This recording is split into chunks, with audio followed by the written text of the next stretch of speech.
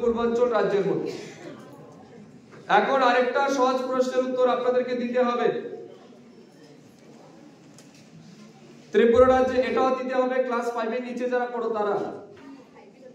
ত্রিপুরা রাজ্যে মোট কয়টি ব্লক আছে?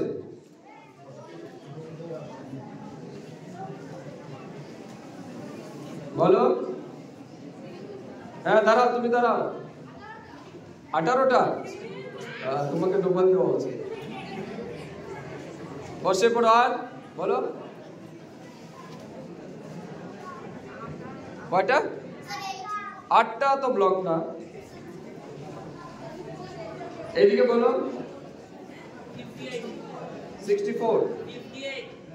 তুমি কি বলে 64? হ্যাঁ তুমি বসে যাও। 58। তোমার কি নাম? হরিয়ান দত্ত না আরিয়ান দত্ত?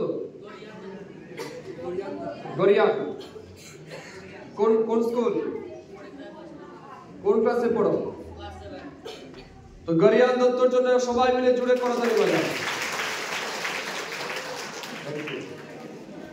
তোমার উত্তর ঠিক আছে, 58।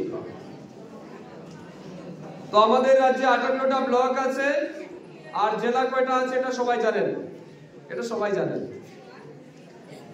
তো আমাদের রাজ্যে জেলা কয়টা আছে এটা সবাই জানেন, কিন্তু উত্তর দিতে হবে আপনাদেরকে আমাদের রাজ্যে মহকুমা কয়টা আছে, সাব ডিভিশন। বলো। 23টি। ঠিক আছে। Are you confident? Are you confident? No confident. Okay. You are not confident enough? Yes, bolo, yes. Yes, you are confident. তাহলে আমরাও তোমার জন্য কনফিডেন্টলি হাততালি দিতে চাই। সবাই মিলে হাততালি দেওয়া হোক। নাম বলো তোমার? পপি মালাকার। কোন স্কুল, কোন ক্লাস? ক্লাস 9। ঠিক আছে। তো আমরা ত্রিপুরা রাজ্যে ব্লক জানি, সাব ডিভিশন জানলাম, জেলা জানলাম, আয়তন জানলাম। ত্রিপুরা রাজ্য কবে পূর্ণ রাজ্য দিবসে রূপান্তরিত হয় এটাও জানলাম। এবারে সবচেয়ে কঠিন প্রশ্ন, এটাতে বড়রাও অংশগ্রহণ করতে পারেন চাইলে, যেটার উত্তর আপনাদেরকে দিতে হবে। আর যারা রাজনীতির সাথে যুক্ত আছেন আপনারা তো অবশ্যই দিতে হবে আপনাদের।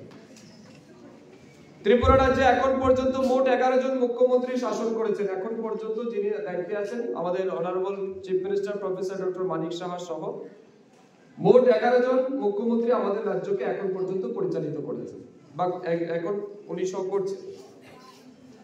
এমন একজন মুখ্যমন্ত্রীর নাম বলতে হবে যিনি মুখ্যমন্ত্রী হিসাবে মাত্র 101 দিন দায়িত্ব পালন করেছেন।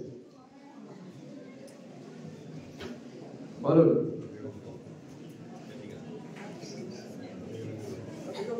হ্যাঁ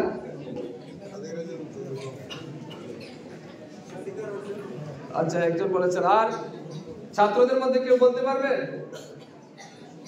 ছাত্রদের মধ্যে আমি আপনাদেরকে আরেকটা ক্লু দিয়ে দিচ্ছি। যিনি 101 দিন উনি কি বলে দিয়েছেন, আপনাকে শুনেছেন, এটা হবে না। এবং যিনি 101 দিন মুখ্যমন্ত্রীর দায়িত্ব পালন করেছিলেন তিনি কিন্তু আমাদের ঊনকোটি জেলা থেকে প্রতিনিধি ছিলেন। ওকে, তো রানাদা দাঁড়ান, রানাদার জন্য আপনি রানাদা দাঁড়ান, আপনি দাঁড়ান। তো বলেন না, উত্তর দিন। কে? নাম কর। রাধিকা রঞ্জন গুপ্ত আমাদের ফটিকরায় বিধানসভা